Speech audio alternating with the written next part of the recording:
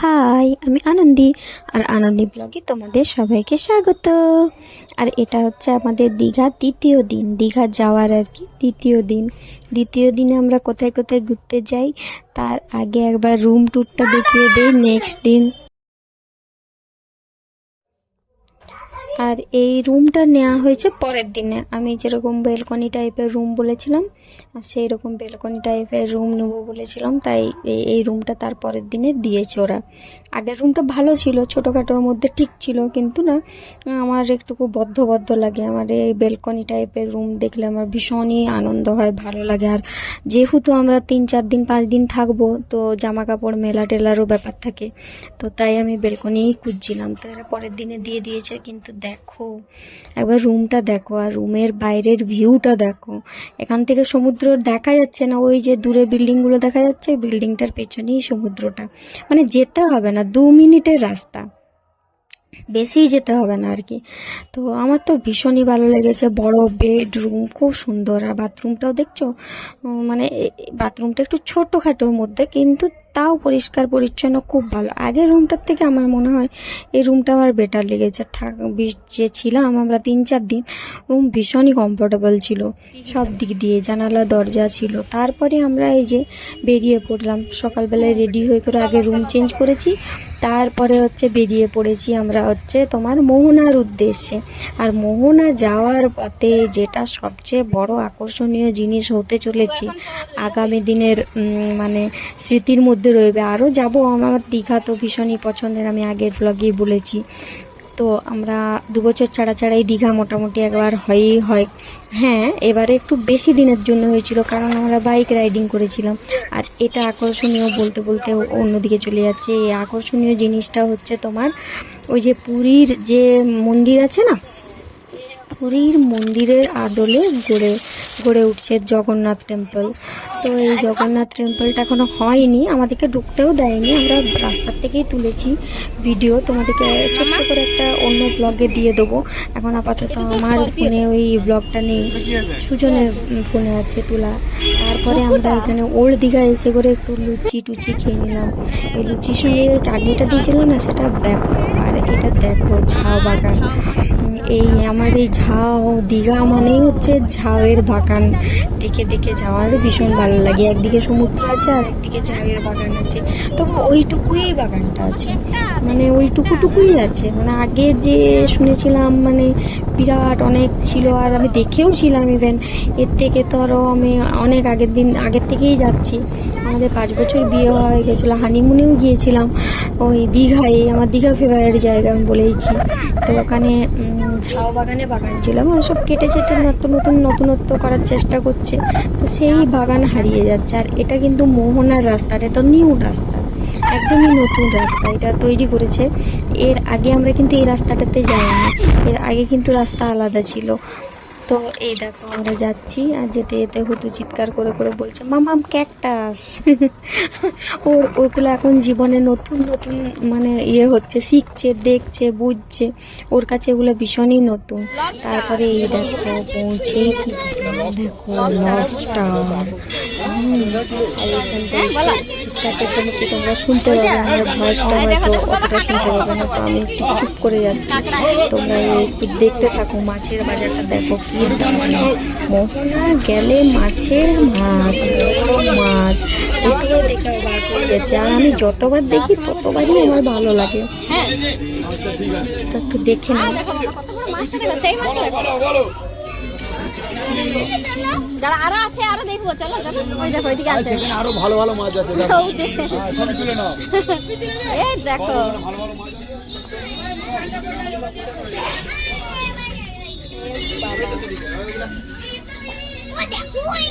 এটা ইলিশটা সাইজটা দেখ।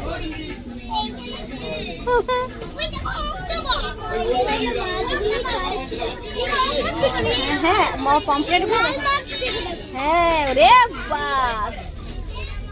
এই দেখো কি এটার মাছটা, টুনা। সব বড় বড় মাছ দেখো তুমি, সিলভার কাপ। আর দেখো কত রকমের চিংড়ি দেখো।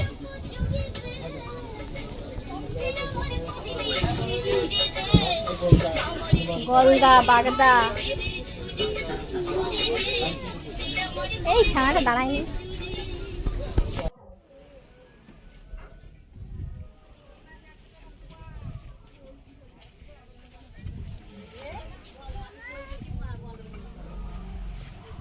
চলো চলো, দেখ দেখ দেখ দেখ। ওই যে ডাবাগুলো দেখলে না তোমরা, ওই ডাবারগুলো কিন্তু ওগুলো কিন্তু মানে শুটকি মাছ, ওগুলো নানা রকমের শুকনো মাছ ছিল। তো আমি কখনো খাইনি শুকনো মাছ, তো দেখলাম ভালো লাগলো, ভীষণ গন্ধ। যাই হোক, রান্না করলে হয়তো ভালোই লাগে। তো তারপরে হচ্ছে এই দেখো, এই ট্রলারগুলো দেখো, এই ট্রলার ভর্তি ভর্তি মাছ আসছে। আমি দেখাবো তোমাদেরকে যে কিভাবে মাছগুলো নিয়ে আসছে, জাল থেকে ছাড়াচ্ছে। আর একটা লোক এত জলের মধ্যেও ঝাঁপিয়ে করে ওর নোঙর দিচ্ছে। মানে এক নোঙর হয় না, নৌকার নোঙর হয় বা জাহাজের যে নোঙর হয়, লোহার ওই নোঙরটাকে ওখানে আটকে দিচ্ছে, দিয়ে পরে মাছগুলোকে ঝেড়ে ঝেড়ে নামানো হবে। এটা একটু পরে দেখতে পাবে। ওই যে আমি শাঁখা টাকা দেখছিলাম, কিন্তু সুজন বলল বেকার, এগুলো নিয়ে করে কি করবি, এগুলো বুঝতে তো পারছি না ওই ঠিকঠাক আছে কি না, বাড়ি যেয়ে দেখবি পোকা টোকা বেরোবে। আর তাছাড়া আমি কিনতে টিনতেও এসব জানি না, তো আর বেশি মানে নিলাম না। না হলে আমি ঝুঁক করে নিতাম যদি ওটার ব্যাপারে কিছু বেশি কিছু জানতাম আর কি, শাঁখা টাকার ব্যাপারে। কিন্তু খুব সস্তা ছিল, 100, 150, 200-র মধ্যে বেশ ভালো ভালো দেখছি ডিজাইনের শাঁখা। আমার নেওয়ার খুব ইচ্ছে ছিল। আমার শাশুড়ি মায়ের জন্য তো একজোড়া নিতাম, কিন্তু ওই যে সুজনের একটা কথা, যদি বাই চান্স পোকা বেরিয়ে যায় তো সুজন আমাকে আর ছাড়বে না, বলবে দেখলি বলেছিলাম, শুধু শুধু পয়সা নষ্ট করলি। তারা বয়স্ক মানুষ, তারা জানে যে কিভাবে কোন দিক দিয়ে কি দেখতে হয়, পোকা টোকা বেরোবে কি না, ওরা বুঝতে পারবে। তুই এমনি নিয়ে চলে এলি, ওদের মনেও খারাপ লাগবে। আর এইটা দেখো, ভিউটা দেখো একবার, দারুণ। কিন্তু একটু মেঘলা মেঘলা ছিল বলে কেমন দেখাচ্ছে। মাঝে মধ্যে একবার করে রোদ দিচ্ছে, মাঝে মধ্যে মেঘলা হয়ে যাচ্ছে, জলে জল। এখানে আমরা ছবি টবি তুললাম। আমি এখানে যতবারই এসেছি মোটামুটি আমি ছবি তুলিয়েছি। সুজনের একটু পকেট খালি করি আমি এখানে। আর ফোনে যতই ছবি থাক না কেন, আমাকে এখানে ছবি তুলতে আমার ভীষণই ভালো লাগে। তৎক্ষণাৎ ছবি তুলে করে দেখবো।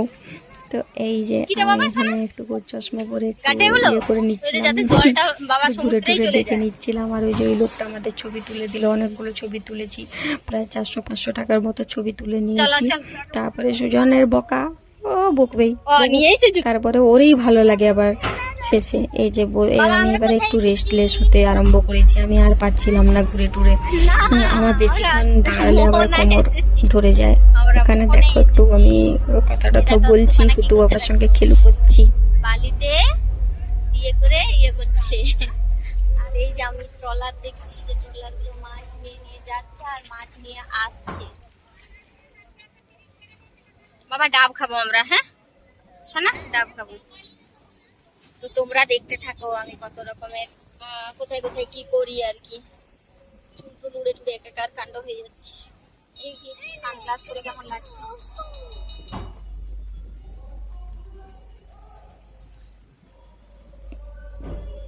সানগ্লাস আনতে আমি ভুলে গেছি। এই সানগ্লাসটা এখান থেকে কিনলাম, বড় লাগছে, ভালো লাগছে। আমার গায়ে গোটাই হয়ে যাচ্ছে, সোনা উড়ছে যে। তোমাদেরকে একটু দেখাই দাও। তারপরে এই যে দেখো, এখানে ট্রলারে করে সবাই মাছ নিয়ে আসছে। একটা ট্রলার ডুববে এক্ষুনি, হ্যাঁ, ওখান থেকে একটা লোক চপাং করে ঝাঁপ দিয়ে দিবে। আমার এটা দেখে দারুণ লাগলো। আর এই যে দেখো সমুদ্রটা, জলটা একবার দেখো, উথাল পাতাল অবস্থা। জানো তো আমার না দীঘার এই মানে জানি না কার কি এটা ভালো লাগে, আমার এই মোহনা জায়গাটা খুব ভালো লাগে। এখানে হুতু যদিও একটু বসতে দিচ্ছিল না, আমার মনে হচ্ছিল বেশিক্ষণ ধরে আমরা বসেই থাকি।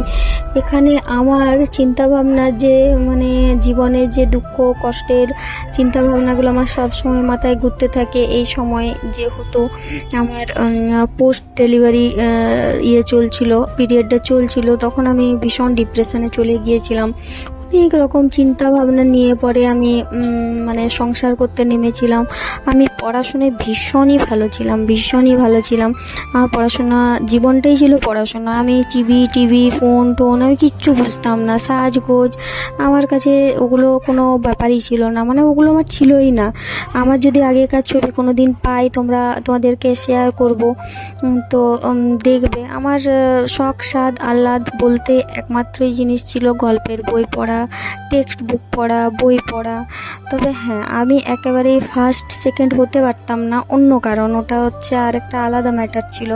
তো সব কিছু তো নিজে শেখা যায় না, তবে যতটুকু আমি পারতাম আমি আমার নিজের চেষ্টায় আমি ভীষণই পড়াশোনা করতে ভালোবাসতাম। সেই যুগটা ফেলে দিয়ে এই সংসার জীবনে আমি অনেক মনের কামনা, অনেক মনের বাসনা, অনেক ইচ্ছে, অনেক শখ আহ্লাদ নিয়ে করে সুজনের হাত ধরে একটা জীবন বেছে নিয়েছিলাম যে অন্তত এর পরের লাইফটা আমি যে বছর বিয়ে করে ঘুরতে যাব লাইফটা ভালো হবে। কিন্তু ভালো জায়গায় কিছুটা বাইরের দিকে যাচ্ছিল, আমি একটু ডিপ্রেশনে ঢুকে গিয়েছিলাম। সেখান থেকে বেরিয়ে আসতে আমাকে এই সব জিনিসগুলো ভীষণই সাহায্য করেছিল। তো আমি ফোনকে আমি ভালোবাসিনি কোনো দিন, কিন্তু ফোনটাই আমার ডিপ্রেশনের থেকে বেরিয়ে আসতে সাহায্য করেছিল। সত্যি কথা, ফোন ভালো দিকেও কাজে লাগে, ফোন খারাপের দিকেও কাজে লাগে। তো আমার ক্ষেত্রে ফোনটা একেবারেই ভালোর দিকেই কাজে লেগেছে। আর এই যে দেখো আমরা একটু দীঘা গেটে গিয়েছিলাম। ওই গেটটা পেরিয়ে তো আমরা আসিনি, আমরা এসেছি উড়িষ্যার সেই পাশ হয়ে, সবং হয়ে এসেছিলাম। তো এই দীঘার গেটটা দেখিয়ে পরে তারপরে সুজন একটু নিয়ে এলো ওল্ড দীঘায় একটু বসার জন্য। ওল্ড দীঘায় আমরা একটু বসলাম, বসে পরে ডাবে যে খেলাম। হয়তো অনেকক্ষণ ধরে ডাব দেখবে আমি গোটা ব্লগের মধ্যে 2-3 বার ডাব বলেইছি, কারণ হয়তো ডাব খাবো করছিল। ওর ডাব খেতে ভীষণই ভালোবাসে, আর আমিও ভীষণ ভালোবাসি। তারপরে আমরা এই যে এখানে চলে এলাম তোমার দীঘা অ্যাকুয়ারিয়ামে, যে জুওলজিক্যাল সার্ভে অফ ইন্ডিয়া, এখানটায় মানে আমরা নানা রকম ফিশ টিশ দেখলাম। ওখানটা তো আর ঢুকতে মানে ভিডিও করতে দিবে না ফোনে, তো ভিতরটা ভিডিও করিনি। তো নানা রকম ওরা করেছে, তো ভালো, মানে আগের বারে যেটা দেখেছিলাম ভাঙা টাঙা ছিল না, এখন ভেঙে টেঙে গেছে। তারপরে এই যে দেখো,